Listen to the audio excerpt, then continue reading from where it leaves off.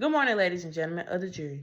My name is Michaela McCray, and I represent Peter, the defendant in this case. Today, you will hear evidence about an unfortunate event, a tragic accident, not a crime. The theme of the case: Peter acted as a responsible, law-abiding individual, and what occurred was an accident without criminal intent. The state will try to frame this as reckless or intentional, but the evidence will not support that. Burden of proof. Remember, the prosecution carries the burden to prove every element of the crime beyond a reasonable doubt. Peter does not have to prove anything. He is presumed innocent under the law. Factual overview, which is the defense perspective. Peter followed the rules, acted reasonably, and made a decision any ordinary person might make in the same situation. The incident unfolded quickly and unexpectedly. Nothing Peter did shows intent, recklessness, or criminal behavior. The defense will show Peter's consistent pattern of being cautious and responsible, the lack of any motive or intent to cause harm, and evidence that what happened was outside of his control.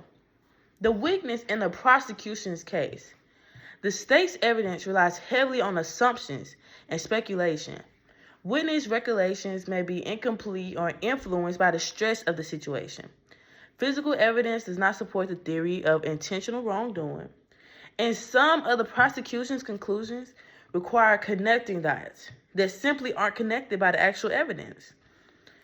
The defense evidence you will hear: number one, testimony from individuals who know Peter as a responsible, careful person.